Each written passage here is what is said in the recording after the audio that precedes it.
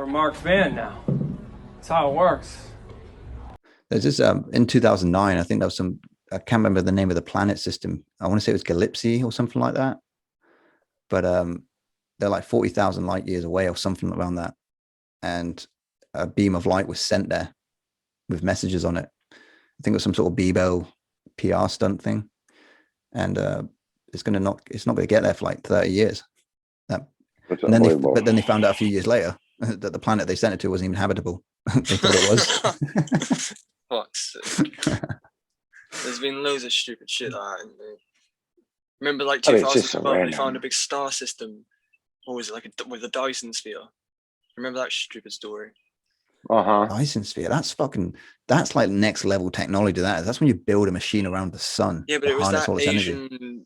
Asian scientist. I can't remember his name. His name's ridiculous, but he was saying like they found a Dyson sphere around orbiting a star planet or something like that. That's insane. That's right. Yeah, it turned out to just be a gigantic thing of gas. It was like 100,000 light years across, of just like this black gas that dimmed the star. But they thought there was something in front of this star that was not natural, like built. Isn't a Dyson sphere man-made? Well, it must be, because is there any relation to the Hoover? Yeah, that's the technology that's in it. The air that sucks up. That's the technology that's inside. What came first, the Dyson sphere or the Dyson Hoover? The Dyson. Probably the Hoover. Probably the Hoover. Oh, yeah. It's a little cheaper. So is cheaper it like, to make. Is it James Dyson from the future? It's like how to harness your sun with the new Dyson sphere. No. Nah. For a low payment of $99.95 a month. Well, he breaks down every can 3 have a months. Dyson My sphere. stupid Dyson sphere won't work. I Yeah. can't harness the power of the sun. I gotta go get new filters. I gotta go get new filters for my fucking Dyson sphere. Oh, I'm sorry you feel about that way, sir. I don't want to hear your stories. I just want you to fucking fix it. Come on, Idiot. bitch. I'm very sorry about that, sir. I'd like to return this condom. It broke. It broke when I was trying to shit it. But yeah, Dyson spheres. Dyson spheres. They just put they attach names of things man-made to things in space sometimes. The technology that was happening, that's why you just said it was a Dyson sphere. This leads me right into the thing I was going to say. So there's this YouTube channel called In a Nutshell, and they talk about no, it's a joke between us, but In a Nutshell. But this actual YouTube channel, they talk about the Fermi paradox, which is the class system of, we are at 0.8. So let's say it's out of 3, 1, 2, and 3 species across the whole universe. We are 0.8. Once you get to type 1, it means that you can use all natural resources to perpetuate your civilization. That's type 1. Type 2 is like, I think it's like Dyson sphere level. And then type 3 is like galactic energy harnessing. Fucking hell. Like we're talking like interstellar 5th dimensional beings that can create a tesseract in a black hole. That's type 3. We're right. Well, I think I don't think that we have as a species the ability to, I don't know, I was thinking about this the other day, because like, you ever see like ants or fire ants, maybe ants, but when they get in water, all these ants can float, and they get like 10,000 ants, and one's form on the bottom and the other ones all get on top, and then not one ant will drown. They'll all float down a river, and then that's how they can move through water. I don't think after this pandemic and seeing how the world took this, I don't think that we have the lack of selfishness as a species to be able to, I mean, everybody in this world couldn't even just like wear masks and not go to bars for a year. Everybody lost their goddamn mind. How are we going to fight space aliens and fucking unite over anything? I think what's going to happen is that our natural progression. I think, I don't know, again, I don't know if there's like some sort of unwritten law when it comes to how do you become a type 2 species or galactic, whatever it is, right? But I think the next part will be that we do become part of some sort of weird digital communist mindset, where it's like we're part human, part machine, and we're just all sort of programmed equally. I know that sounds horrific to it's very Black Mirror. Yeah, that's what I mean. But I see that, I don't agree with it, but I see that being where we're headed. not so Is much that a very buzz. popular show over there? Was that super popular? Oh, massive! It came from the UK. Yeah. Well, that's why I meant, because it's massive here. Yeah, it was a slow burn. Are you from? Yeah, slow burn. Are you familiar with all of them? Yeah, all of them. I was a late bloomer. You know, so was I. You know the one where it was real great. They're all great. I loved all of them. But when they had that shit like in their eye, Yeah, or a chip, and episode then they 3, could, season 1. Yeah, I guess you are pretty familiar. But they could go rewind a conversation and blow it up and hear people talking shit about them and all that sort of shit. Robert Downey Jr. just bought that script and they're turning it into a feature film. What, for that specific episode? That specific episode, Robert Downey Jr. bought the script of that episode and they're going to turn it into a feature film. My favorite episode is White Christmas. Which one is that one? Describe it to me. I know all of them. It's got John Hamm in it, and that's a great one. Yep. That's why I say John Hamm was in it. Yeah, John that Hamm's was a amazing. special one. Yeah, that was a Christmas special. So what happened with Black Mirror was, I remember seeing adverts for it back in 2011. I was only 19 at the time, and it was just saying like Black Mirror had the weird intro with the cracked screen. I thought, what the fuck is this? Yeah.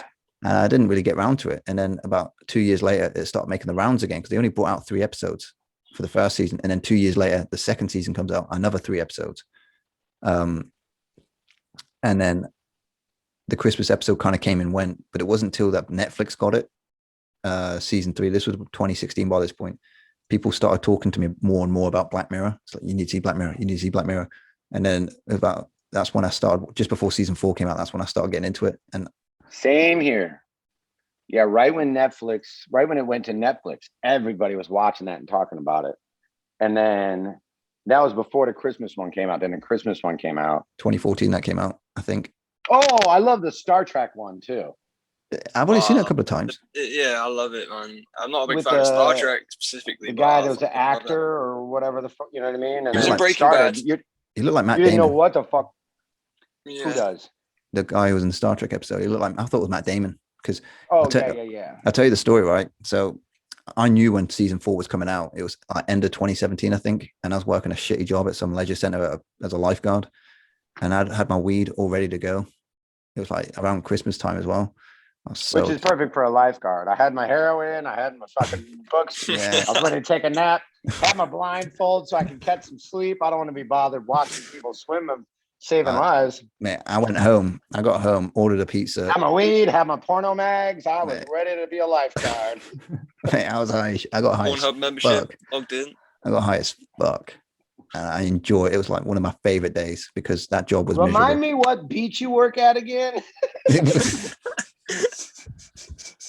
I'm not going to take any kids to this motherfucking beach. I've saved 4 people in my lifeguard career. Really? How many haven't you saved? 17. How many times did you go back to your room and smoke weed? Probably a lot. Probably a lot of kids that drown. There's a time dilation between these 2 moments, me lifeguard and me being at home and getting high. There's like an hour difference. Yeah. Some time has elapsed. It's not like there's a bedroom in the back of the pool. Right. Like it's a fucking theater production. Oh, fuck. Yeah. Sleeping in your car, taking breaks in your car. Yeah, that's it. But yeah, so I just got high as fuck, ate some pizza and watched the fuck out of season 4, mate. It was amazing. Watch episodes San Junipero. That's season 3, yeah. That's season 3, San Junipero. Favorite episode. It's quality, man. It's got a good feel about it. It's the music, why? 80s nostalgia, 2000s nostalgia is awesome. And do you know what? I experienced San Junipero for myself. So I went to I might have already told you this, but I went to Alicante in Spain to go see my uncle. It wasn't to see my uncle, so I could smoke weed over there because it's decriminalized. And most British people get old and get a pension and then move to Alicante. So it felt like San Junipero. Felt like they were just trying to relive their youth. That's like the Florida of Europe. Yeah, Spain is the Florida of Europe, I guess. You get retired, then you go there and live, and you just golf and get fat. Yeah, but a lot of these people are the sun. The orange. But a lot of these people are poor. A lot of these people are poor. You can tell they just sit in the pub and drink and smoke until they're dead. Like a all-inclusive place. No, they just buy a house there. Oh, A shitty little shitty condo and like spend like 16 weeks there and then 16 weeks back in the UK so they can get their benefits. Oh, Huh. man.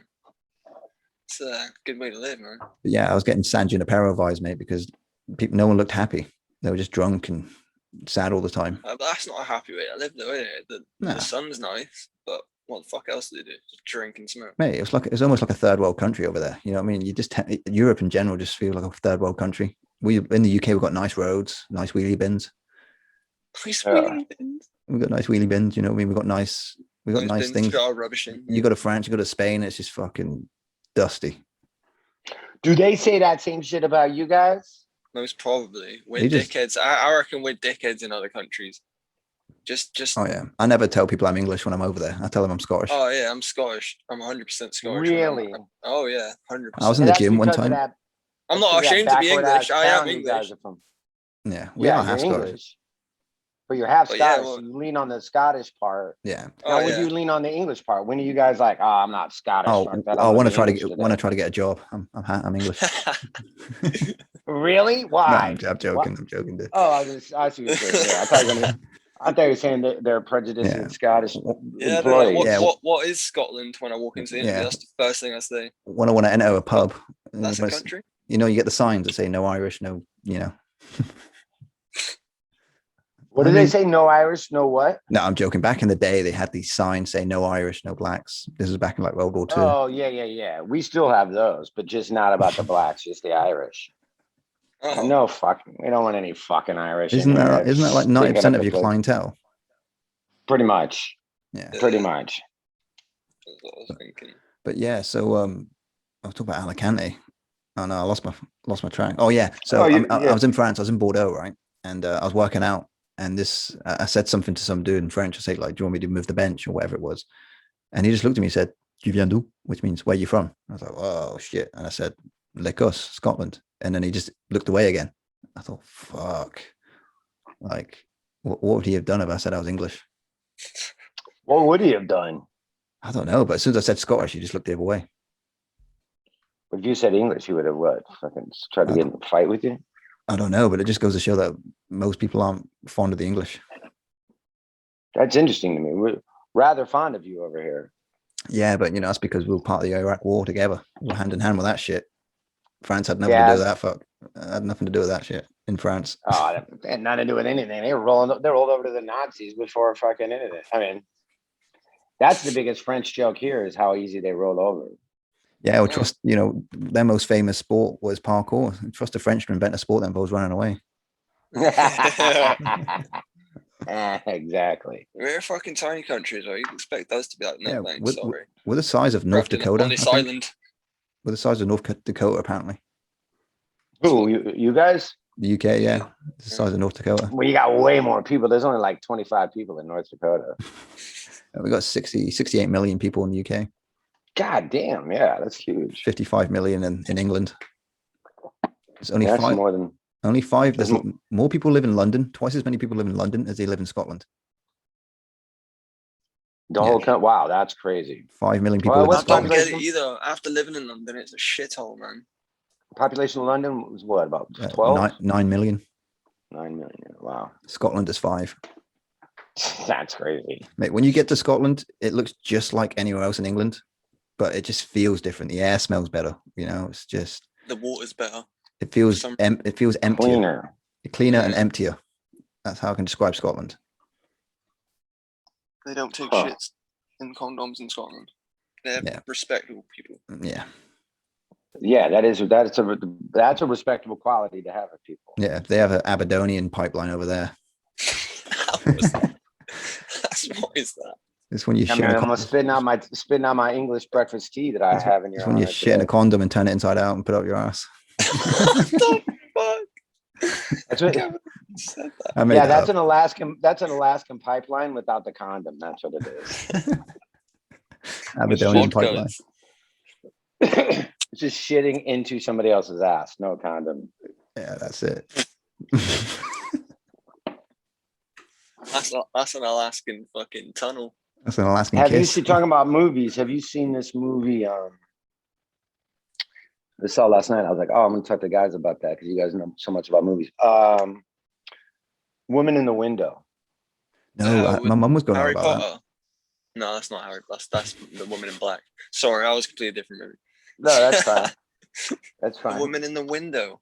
Woman in the Window. It's on Netflix now. Just came out. It's fucking pretty good, man. Pretty creepy.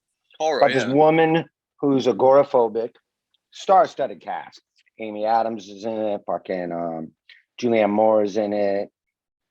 Who's the guy that plays the Falcon in the Winter Soldier? The Falcon.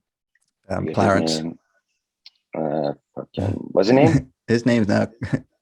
I was joking. Clarence is the character he plays in 8 Mile.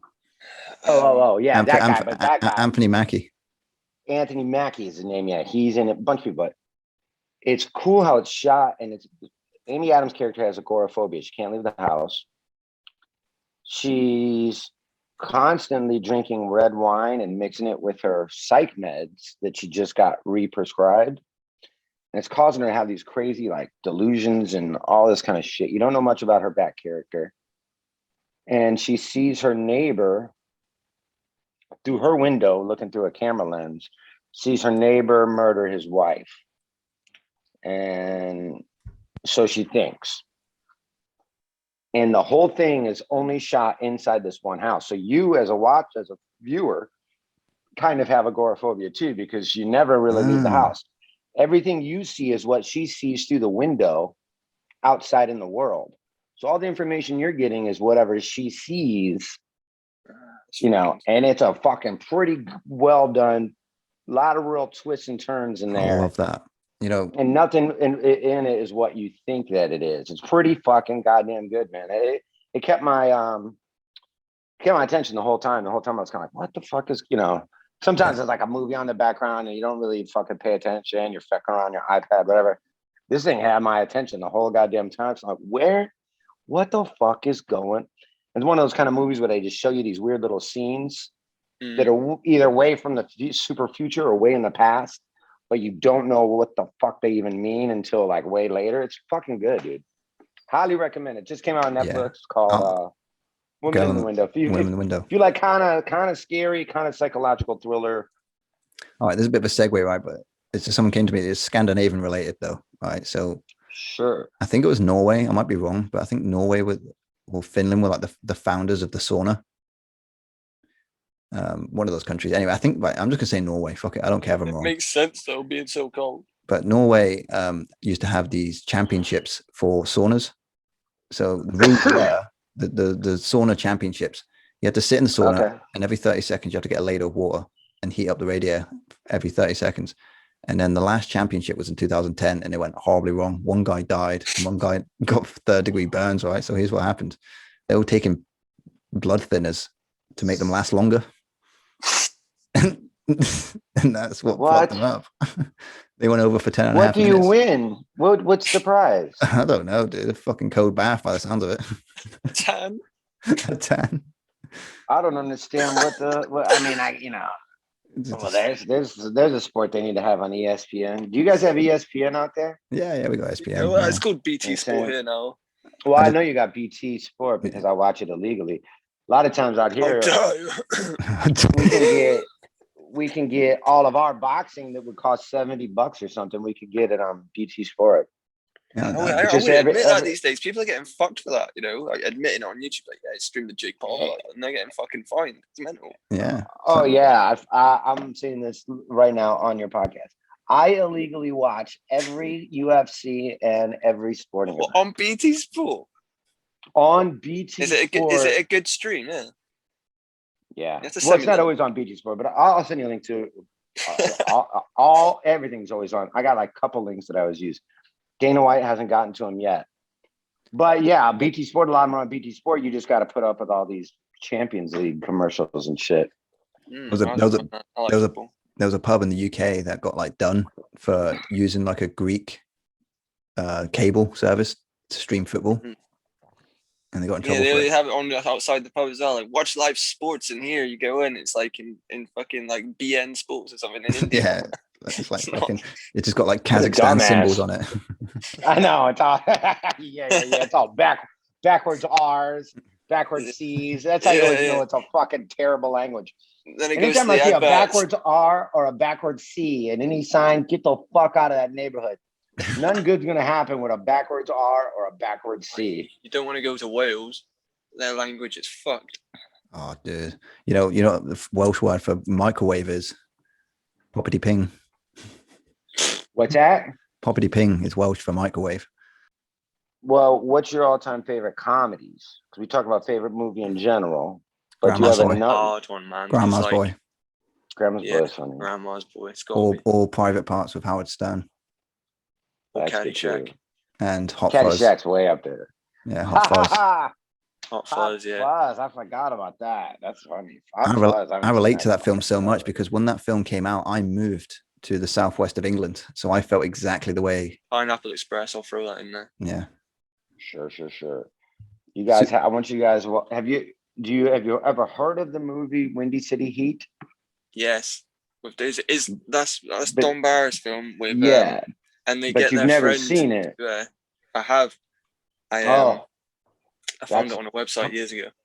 It may actually be my favorite comedy of all time, even though I know a lot of the people that are in it. It is just the fact that it is still a true story to this day, and he still thinks that that's real to this day. I was going to say, it's they think they're getting their buddy to be in a movie. Yeah. Oh, mate.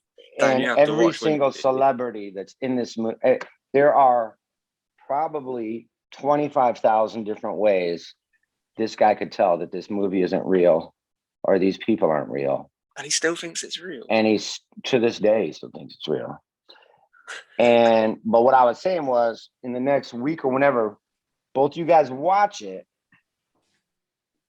Watch Windy City Heat. You can find it online for free or whatever. Watch that movie. And then the next time I'll come on in the next couple weeks again after you guys watch it, and we'll get Don Barris on it, and you guys can talk to him about making a movie and all the bullshit. You'll have a million questions for him, but I know I could get him to do this podcast because he would love to do it and talk to you guys about that movie. But it'd be a cool guy to have on your show.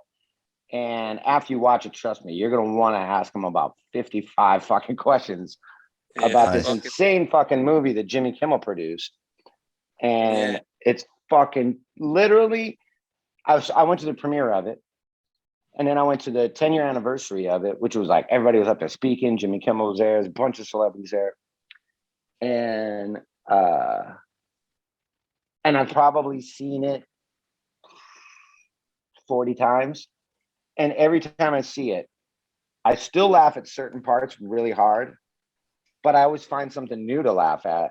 And it's one of my litmus tests for a girl, because if I go on a couple dates with a girl and it goes good, I'll take her to the Comedy Store like third time, and if she can put up with that place, I go, okay, she's pretty cool. And then I'll have her watch that movie with me, and if she thinks it's funny, I'm like, okay, this will be all right. And she's like, I don't get it. This is stupid. When I go, this will never work. If you don't think this is funny, then will never work. I literally can use it as a test of somebody I would date.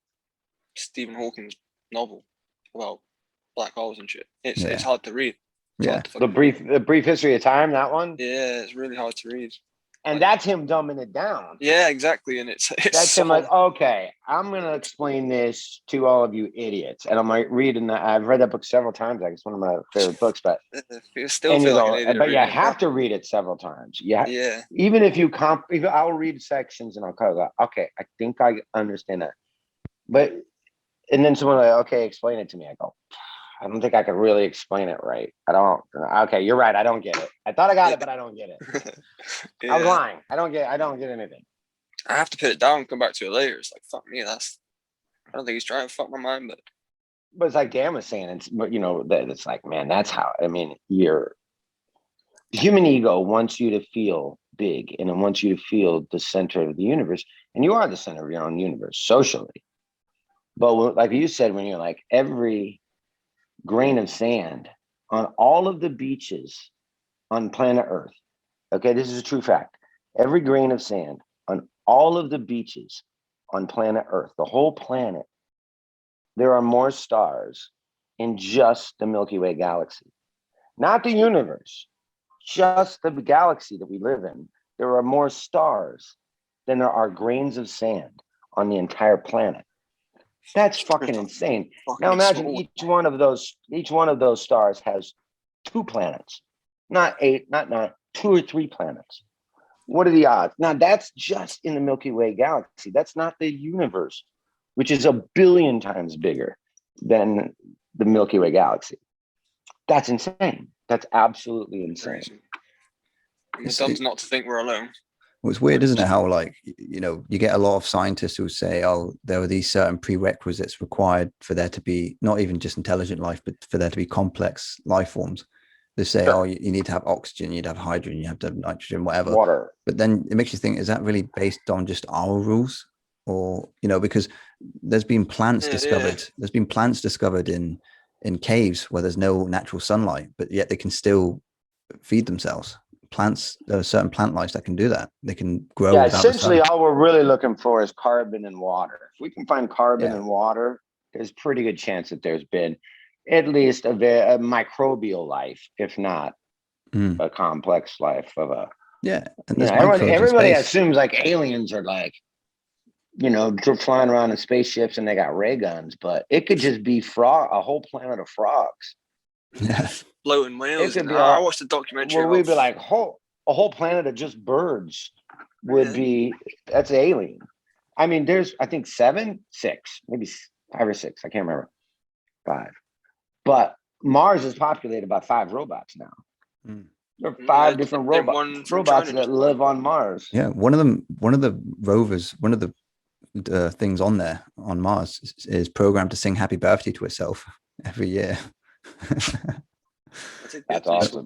But there could well be life in the solar system other than Earth, because one of Jupiter's moons, Europa, is just covered in ice. It's like 100. They think the whole thing is an ocean.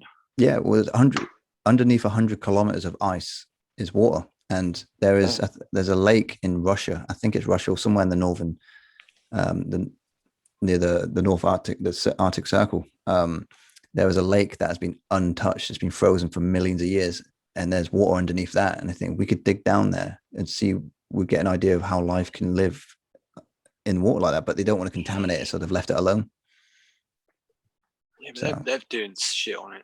Well, isn't it? But how can you get a spaceship there's a TED talk on it about how they want to get a future mission where they can just drill through that 100 kilometers of ice to get to the water.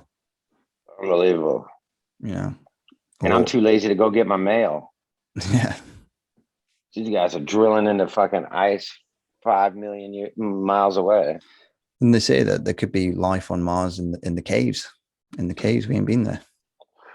Or they could have just been. I mean, the place where they just landed that last rover is the one that has like the little drone helicopter on it. It's just a dried up lake bed. All these like dried up river, kind of tributary rivers, all flow into this dried up lake bed. And that's where we find most of the fossils on Earth, are in like dried up lake beds and all that. So they're just hoping to come across a rock that has I think the theory is imprint of a fish or something on it. Could you imagine that? Yeah, I know. Well, there is evidence to suggest that. Well, I think there's a hypothesis that there was life. That Mars was very much like Earth at one point, but then its atmosphere, its core froze up, and therefore the atmosphere disappeared. That's almost right. What it is the difference between Earth and Mars. Well, other than size and proximity to the sun, but the core of Mars isn't made of iron. Earth's core is pretty much liquid iron. Now, as we spin around liquid iron, what you get is it literally creates a magnet. And that's the magnetic field of Earth.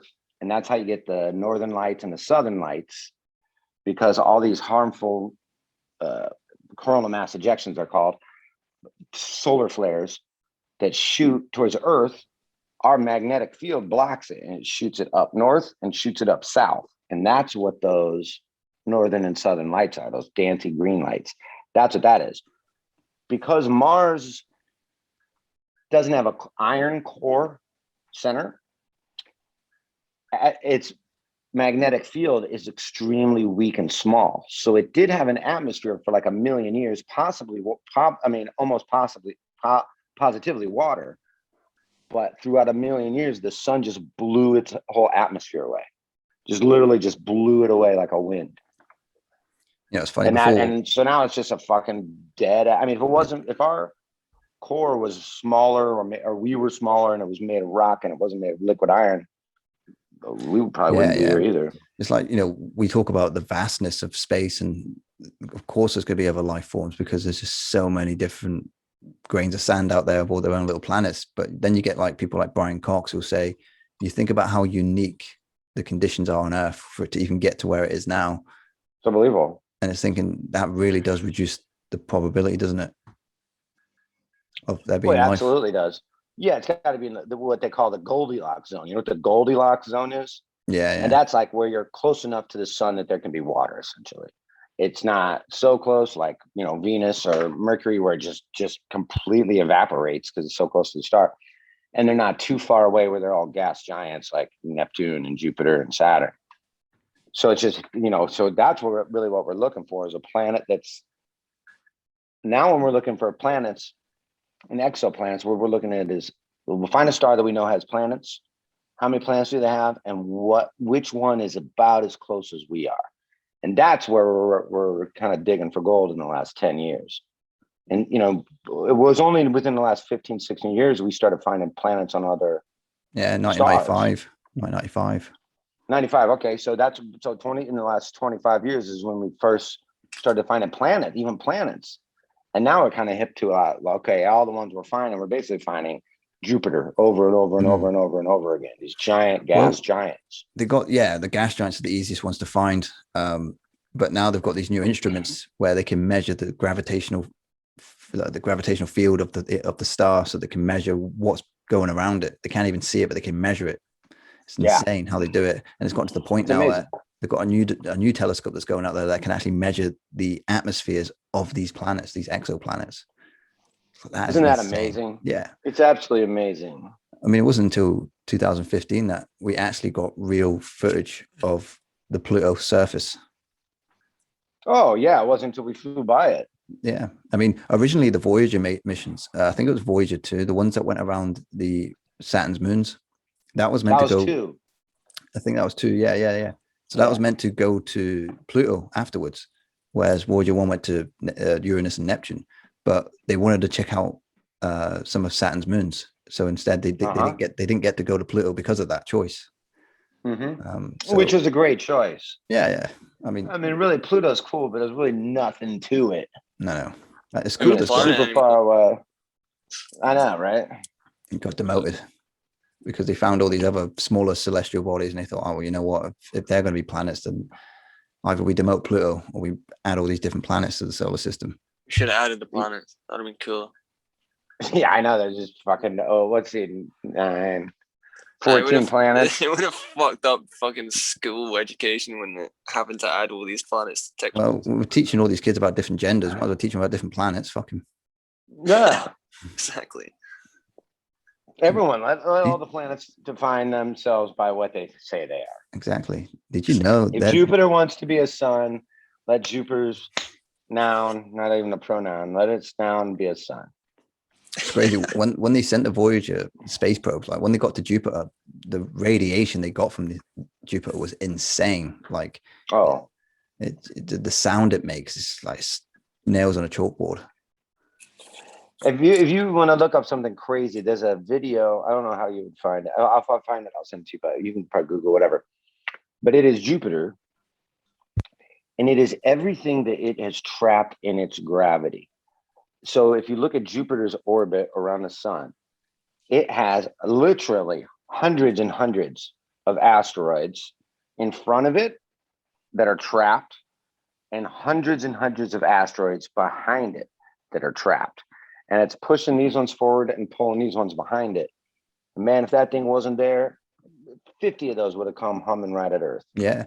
And that's what I mean. It's like when we're saying about the unique, the things that you need to have life the way we have it. Like, not only have we're in the Goldilocks zone, not only do we have the perfect core and we have the moon slowing our rotation down and controlling the seasons, we also have this massive fucking giant gas giant protecting us.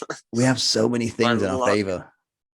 That's what I mean. I mean, that's why it's so unique and so delicate, and that's why it's like, with shit like that, scientists get so pissed about all this plastic in the ocean and all this, and I was like, fuck you, who gives a shit, we won't be around. It's like, that's the point. I know. It's like this life is so delicate here, and it's like every little thing has the same right to try to survive. It's so convenient. It makes me think that we do live in a simulation. It's just too fucking convenient that all those things, like no pun intended, all the stars are aligned, you know, on that respect. I mean, at least right now in this window of time. In this window of time, but I would not be at all surprised if 110 million years ago, there were people on Mars doing a podcast talking all this shit about how lucky they are and it'll never go away and how smart they all are and how fucking cool. We don't need it. How delicious Starbucks coffee is and fucking yeah, Mark's got his new Mars watch. Who gives a fuck about? Someone's like, "Hey, what jersey is that?" And he's like, "Oh, it's Mars Chester United." Like, oh shit, that's a good team. They didn't have Mars bar; they had Earth bar. Exactly. Yeah.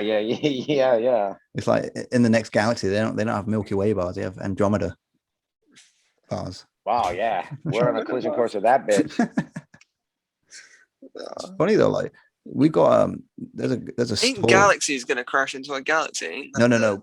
I know about this, right? So there's so much empty space all around us that there's the likelihood of planets colliding is next to zero. That's how much empty. I don't know what documentary I watched, but it was like, do you know how you get these really alarming space documentaries? The narrators be like, in space now. Mark is floating with his Apple iWatch 900. Yeah, one of them. It's like, and it was saying about like the Milky Way is on a collision course with, I don't know what the closest galaxy is. Andromeda. Yeah, it's on a collision course with Andromeda. But that's gonna take fucking 4 billion years or something like. But even then, but again, there's so much empty space that they scares the shit out of me though. Oh yeah. In between, you know. There'll be places that'll be fucked up, but it's that's. Now here's what's crazy. It's like they're talking about what, like, and what's cool though is like in 100,000 years, that thing's gonna be just bright as fucking the star. You could see it in the sky just like the moon. It'll be so beautiful. But then it's just gonna get bigger in the sky. And I was just reading this thing yesterday that said that it's like whatever it is. Let's say it's like 5 million light years away or something, which is pretty close for a fucking galaxy or whatever.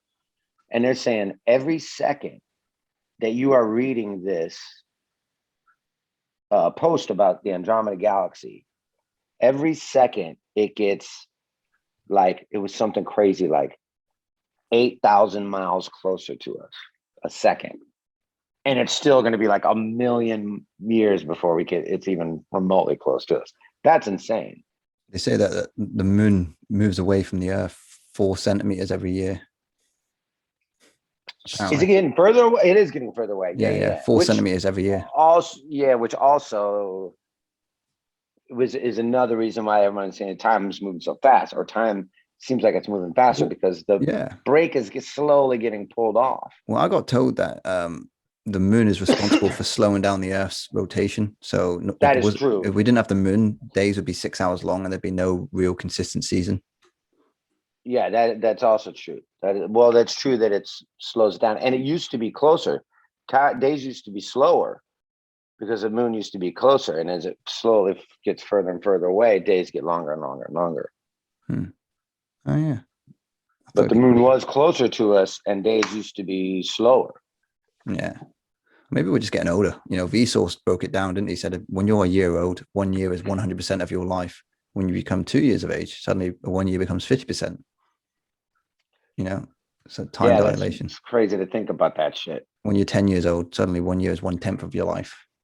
You know, I remember 2 years old, you're only 100% older than you were last time. When we broke up for school, like we got 6 weeks off, and that 6 weeks felt like a year. You come back like different human beings. Like 6 weeks now is fucking nothing. 6 weeks from now is nearly July. Yeah. Going back to films. This is going way back. Director's cuts that make the movie worse. Another one is The Butterfly Effect with Ashton Kutcher. I bet. The director's they did a sequel to that as well, which was really bad. The sequel was really bad. It was dog shit. The second sequel wasn't too bad. I like the second sequel. Oh, there's three of them. Yeah. The third one's a little bit better. Okay, I'll watch that. I actually did like The Butterfly Effect. Yeah, I loved it. The second one, yeah, fuck the second one. It wasn't even just the plot; it was the characters were bad. That's what's ruined it. Isn't But it sister? no, that's the third one. All right. What was that movie with another movie I loved? Oh, I loved it. It was one I saw it in the theater too. And it was another movie where aliens come to Earth and they all land in those giant pods, but they're like those elephant kind of fucking big ass aliens. They're real big. Fifth Element. No. And it was it's not Jodie Foster, but it was a female character that was learning the language and translating everything they were saying. Arrival. Oh, I loved Arrival. That was a good movie. Yeah, it's on the same wavelength as Contact. Who is it? Really is. It really is. I can't remember her name. I know, but I know the dude from the Marvel films is in it. That plays the Arrow. Yep. Jeremy guy Renner. That played it. Jeremy Renner, and then yeah, I can't remember her name. Shit, but she learns a language. Amy Adams, is it? No, she's redheaded, don't She's in fucking everything. Yeah, Amy Adams. Redheaded. Yeah, she was red. Why can't I think of who it was? Because she was great in it. I'll think of it, but that Arrival Sophie is Turner. Another movie you would love. Arrival is another great movie you would love. Yeah, you'll like Arrival, Dan. That's fucking great. Yeah, Contact and Arrival. You'll love both of those, Dan. I'm really behind on movies, man. I've been being a fucking What's nerd. the Alex Garland film with Natalie Portman? Oh, yeah, that was his most recent. Ascendant, I can't remember. I tried to watch it the other day, but I love Alex It is Garland. Amy Adams. Amy Adams, Jeremy Renner, Forrest Whitaker. Yeah, great film, man. I'm gonna say something controversial. Yeah. I love Predator 2. Oh, mate. Predator 2? Love Predator 2. I got no problem.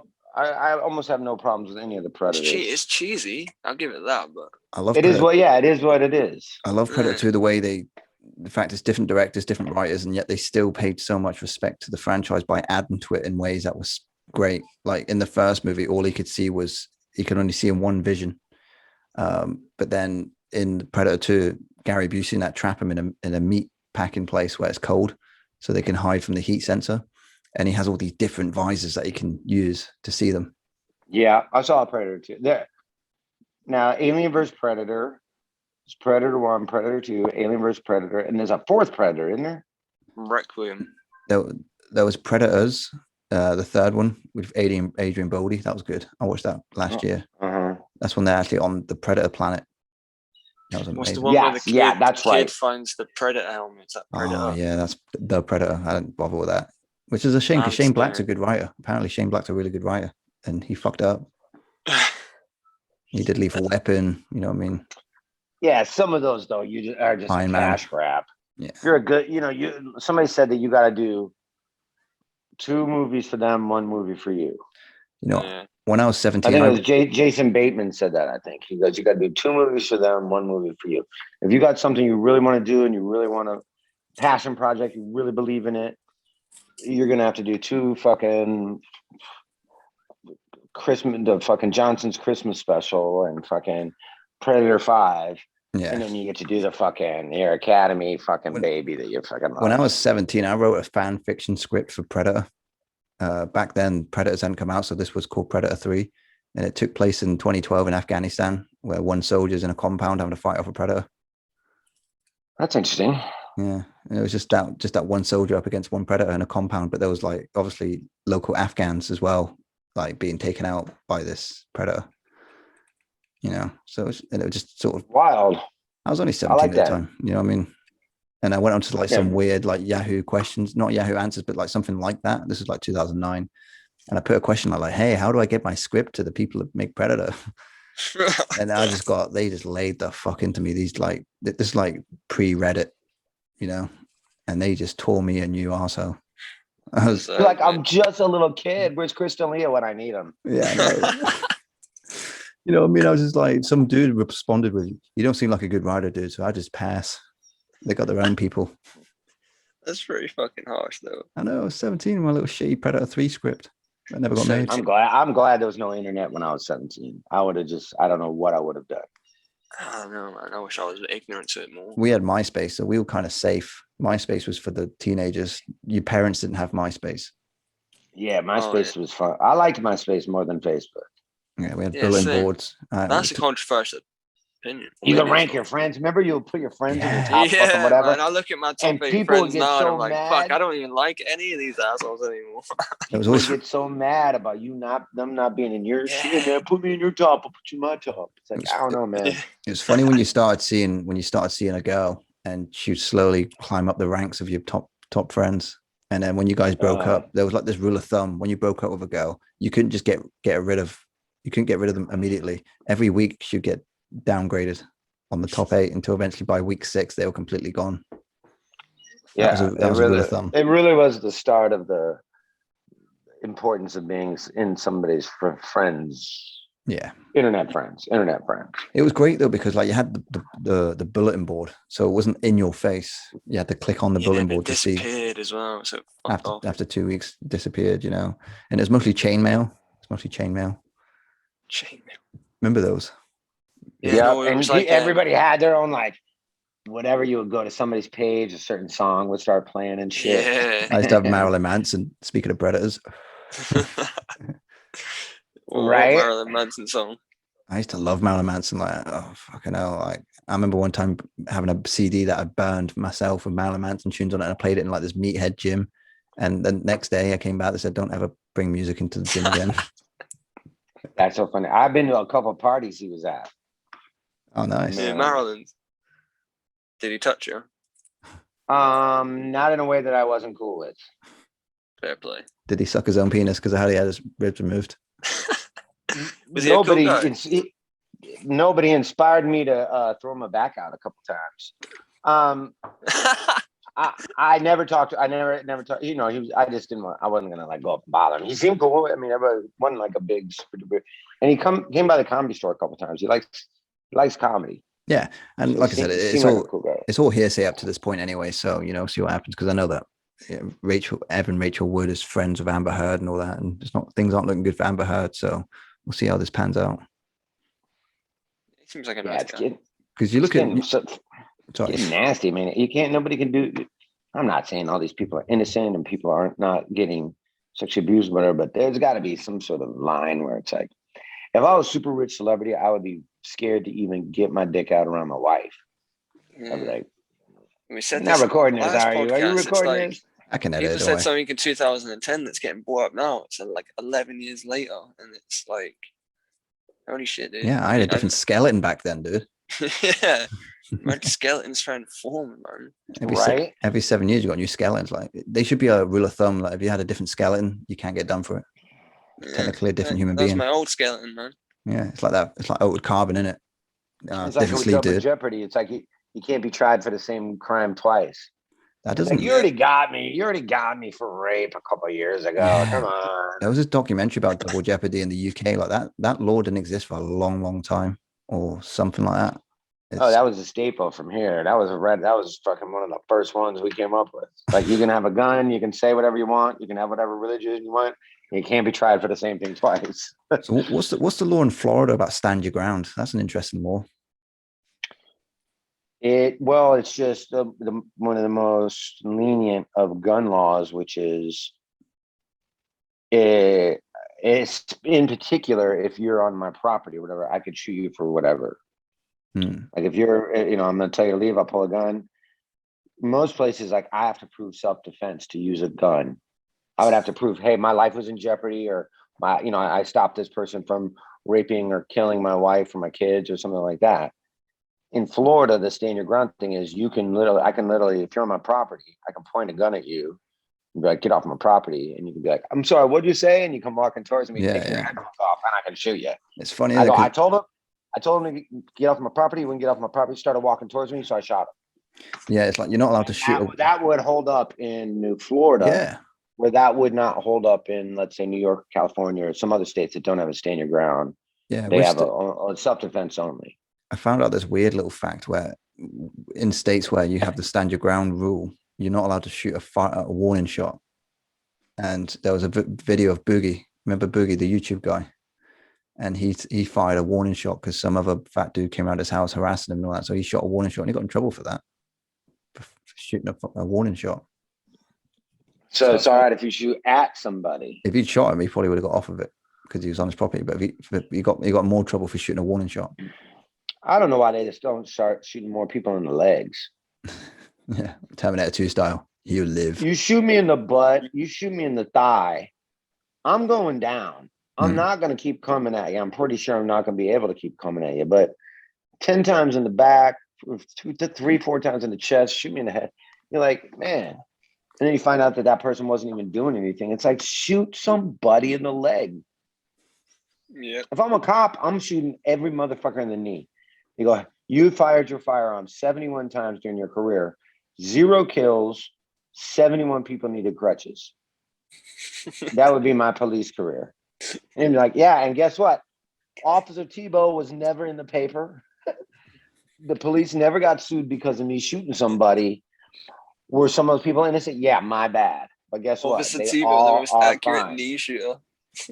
Yeah, I'm taking out kneecaps, and everyone gets to live. Another thing that fascinates me about America is the capital punishment. Lethal injection was introduced in the early 80s, but it's so hard to do now because most of the drugs needed for the lethal injection cocktail is exported from Europe, and they won't sell it to the Americans on the grounds that it's unethical. Do you know what that caused? I don't recall what state, Florida, maybe Georgia, some southern state just made legal again fucking what they call it, firing range, what they call it. Yeah, that's in Arizona. Arizona did, yeah. So now it's just 12, I think it's 12, 10. I could be wrong about this. I'm sure people are going to jump on me. Maybe it's 6 people. But they all have guns, and nobody knows which of the 6 has a real bullet, and they all fire once at the same time. And then one of those bullets kills the guy, and none of the people know which. So you're not like, oh, I just murdered somebody. They don't know which one of the 6 people in the firing range. You're gonna know. And I'm surprised it wouldn't mess with your head, the whole idea of what if I was the guy. I'm sure that must fuck with people. There was I don't know if it's Nevada, but there's a what a terrible job. What a terrible job to have. There's a state that uses gas chamber as an alternative form of killing someone, and there was a guy electrocution as well. Electrocution, good. And there was a guy who's been sentenced to death, and he was saying like he volunteered for the gas chamber, and I don't know if it was a lawyer or a journalist, but he said, "I'll give you a nod if it's painful." And then in the report, it just said such and such nodded several times. Well, I bet. Well, when I was growing up around here, we lived kind of about 2 miles from the state prison. And in that state prison, they had electrocution was how they would kill people. And every time, like, our electricity would always go off when we were little kids. I'm talking about like 10, 9, 8 years old. And the electricity would go out in the neighborhood. Everybody always said because they just electrocuted somebody. And that must be that wasn't true. It wasn't true at all. But that was like the folklore where you go, oh shit, they must have electrocuted. When you're 7 years old, you believe that shit. You're like, fuck. You see our electricity went out because they electrocuted somebody. It's crazy. Like there seems to be no real nice way to go out. Even lethal injection apparently is pretty vital. You want to hear something? I don't want to go, oh, fuck it, I'm going to tell you, right? So I was looking into lethal injection, right? And it consists of 3 drugs. So for yourself or for a friend? No, for myself, dude. I've got no friends. Sure. So I'm your friend, dude. You hear that, Sean? No, I'm just fucking about. But so you got these 3 drugs. The first drug is like an anesthetic. It puts you under. But you got to bear in mind that I'll get to that bit in a second, right? So the second drug is a barbiturate, so it basically paralyzes your whole lungs and fucking diaphragm. And the third drug is like potassium something, which basically stops your heart, puts you into heart failure. Chloride, right? Potassium chloride. That's the one. And it just basically puts you into cardiac arrest.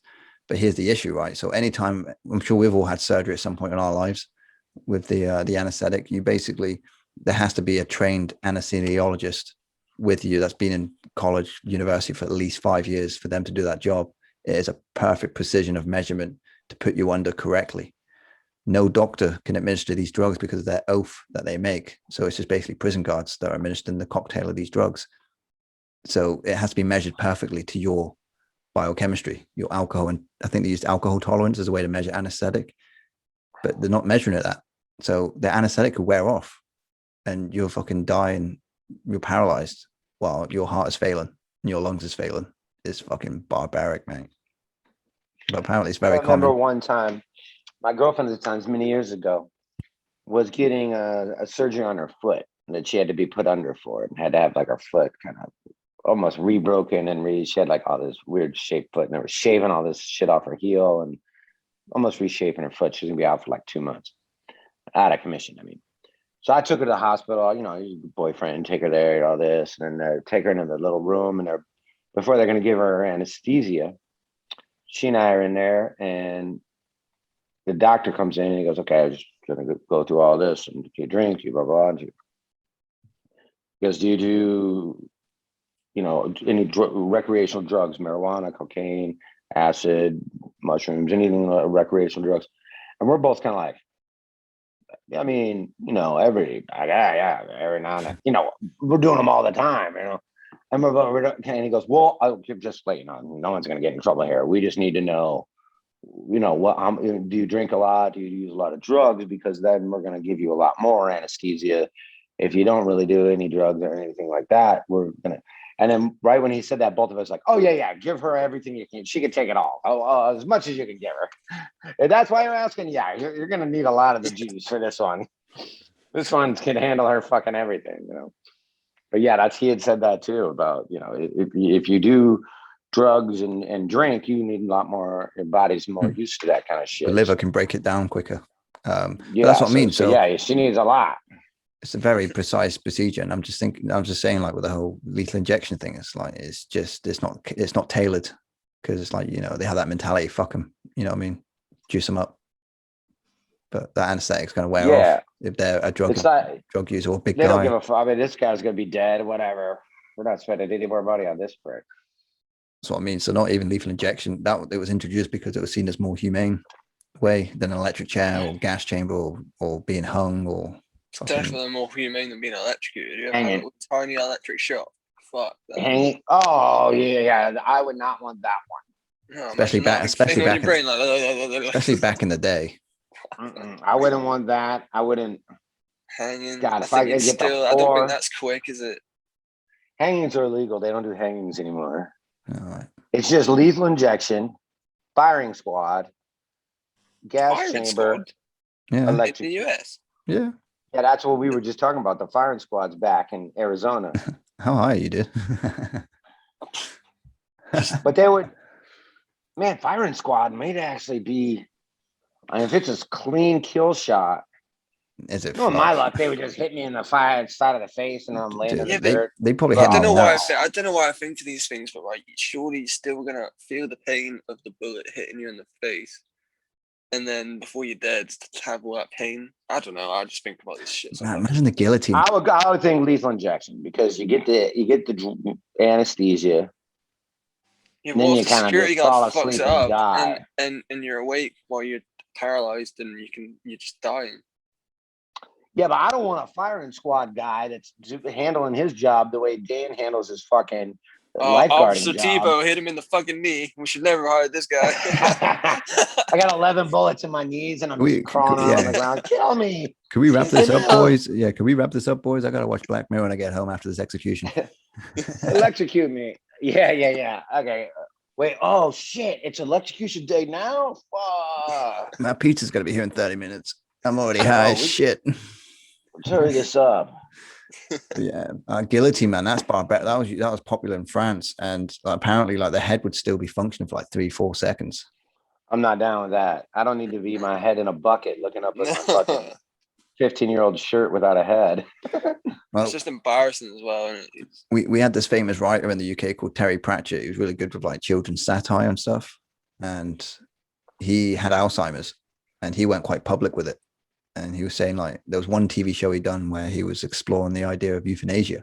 So he went all the way up to Switzerland and watched some dude from the UK drink that little elixir that's just going to kill you. And it was fucking weird to watch because no, not Sweden, sorry, Switzerland. Either Switzerland or Holland, one of those. Switzerland. Yeah, Switzerland, where it's legal. And I really recommend this because it's fascinating. This dude comes along, he's terminally ill. That's why he's doing it. His family are there with him. And the Swiss people over and over again are like, are you sure you want to do this? Are you sure you want to do it? They just keep asking him. And he's like, yep. Next thing you know, he's drinking it, goes into sleep, starts snoring, fucking dead. Terry Pratchett's there, just like, whoa. Because he was thinking about going down that route. And in the end, he just died of Alzheimer's. But I was like, whoa. That's a bad way to go, man. Alzheimer's is bad. But just it's bad for everybody around you. Mm. Yeah. For you're just in this old la land where you don't know what's what. Yeah. You're talking to dead people and you're. But yeah, this old dude just took a fucking shot and died like 5 minutes later. I've seen that documentary, man. I don't think it was a Terry Pratchett one, but I watched a documentary about some dude going to Switzerland to do that. Well, Terry Pratchett's there. Yeah, Terry Pratchett's there, to watch it happen. And it was such a nice little wholesome little house as well, like with fucking tea cakes and tea and all that. The dude's just having a cup of tea, like, yes, I'm gonna be dead in 10 minutes. You know what I mean? Oh yeah. It's also weird business that, like, you know what? We got a lovely home here. We should let strangers come here and die. Mate, Switzerland just know what they're doing. Like, they legalized heroin. It's treated like a good thing. Yeah, because they treat it like an illness. Loads of people gouged out their nuts. Fucking. No, but there's actually But it's a problem of. Yeah, it's a numbers thing where you go, sure, that is probably easier to control in a place like that where there's 2 million people in the entire country. And that's a small city in America. You're talking about legalizing heroin to 350 million people. You're going to have a big problem on your hands because you can't. You have a lot of debt because the opium industry in the US is fucking massive. It's the biggest, arguably the biggest problem that we have. Opium addiction. Yeah, you break your leg and get given a bunch of opiates. I actually went through a very brief opiate stage for like a week. My girlfriend had a tumor growing on her back. It wasn't like whatever you call it. It wasn't malignant. It was not cancerous, even though she's had cancer in the past. So she was given she was given these she got it cut out and she's sound now, but she was given loads of these painkillers. Like, we're talking what's called tramadol, which is an opiate. And we both took it. Like, she took it for the pain and I took it because I was curious. And it was like, whoa. You could just feel everything. You just felt like you're being hugged by a cloud. And after about a week, I'd waken up sweating. And I thought, right, that's enough now. That's enough with the tramadol. I had a similar dance with Valium probably about 15, 16 years ago. There was a guy that lived in an apartment below me. And that's where we used to get weed from. And before we was legal. And then but he also always had Valiums. I go, oh yeah, man, fuck it, I'll take a couple of those, whatever.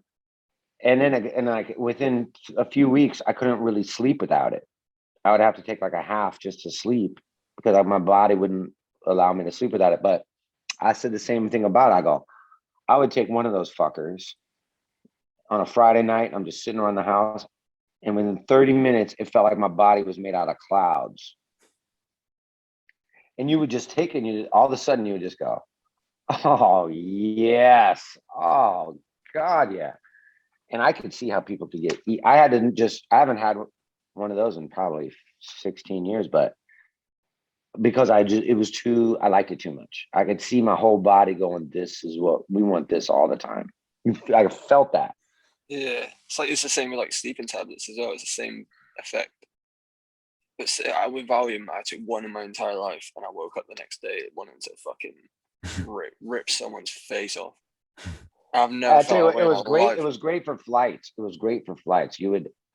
I would get through the fucking where I'm about to board my plane. I would take one of those, and I'll wake up in a new city 5 hours later. Literally, just you feel the plane land, and you go, what?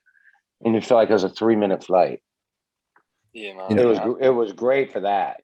There's one thing on my bucket list, which is to take an edible and go on a plane. I think I'd never have the balls to do it. I freak the fuck out just because I hear some of the comedians in your circle go on about it, saying that they're used to it now. Back in the day when they were doing a lot of flights here and there, they just pop an edible. Absolutely, it's the best. It's the best for it. But I'm thinking, I'd freak out. Edibles are a good fucking relaxant, 100%. I would freak the fuck out. Be prepared to take one of them. It'd be dope on the plane, man. You don't want to do cocaine. Cocaine on the plane is The dumbest thing I ever did. No, but like I can be easily paranoid on weed. So being on a plane. Oh yeah. Yeah, that might not be a good move for you though. Paranoia is different in it though. It's like it's different with because I've never took mushrooms, so I don't understand. But you need that. You can't even if you're sitting in a circle of people you trust. Paranoia is different. You could still think someone's behind you, even if your best friend's next to you watching your back. You know, you still like, you know, it's different, isn't it? I get more paranoid. I don't get as paranoid if I'm around a lot of people like that. I get more paranoid if I'm just like home alone. It's dark. Yeah. See, I don't anymore. But if there's a bunch I wear of these fucking headphones all the time, I don't hear shit. But I'm bunch of people on a plane, I'm fine. I get paranoid in a bunch of people. I think it might be like agoraphobia, maybe like just in public. I'm like social anxiety. Yeah. Get the fuck out of here. The traveling on a plane always sucks. There's nothing good about it. Like buying something, just going to the counter to pay for my shit. It's just dude. Like, I went to go see maybe Joker. it's because I'm always fucking high. I went to go see Joker with my friend, and we smoked 2 pipes each in my car, and then walked into the cinema. And we were so fucking high by the time we walked into that cinema. And I said we were getting our sweets and getting our candy and all that. And I said to my mate, I was like, "Do you want a drink?" He looks at me, and goes, "No, mate." And I look back to the attendants. I'm like, "I have a medium-sized Coke, please." And we watched Joker. We watched Joker high as fuck. It was amazing. That's a good movie to see high. It's weird being in the cinema high. It's a weird experience. Yeah, but at least it's very dark. I like when I'm at cinema high, middle of the day, nobody else in the theater but me. It's the best. Oh, yeah. I remember seeing, we've switched. I remember seeing Deadpool 2 high. Oh, that's a good one too. That's a great movie. They're making a third one of those. Well, I hope they don't PG-13 the fuck out of it. Oh, they will never do that. Too, yeah, it's a good one. Never do that. Deadpool 2 is really good. It's absolutely fantastic. Both those are great. He's another guy you can really trust. Hey, Ryan Reynolds. He's good in a lot of shit. I don't know about Green Lantern. That's questionable. Green Lantern is questionable, but he knows that. Yeah, he's admitted it. Yeah, definitely. The movie Waiting is very funny. If you've ever seen Waiting, it's very funny. I mean, arguably his funniest movie.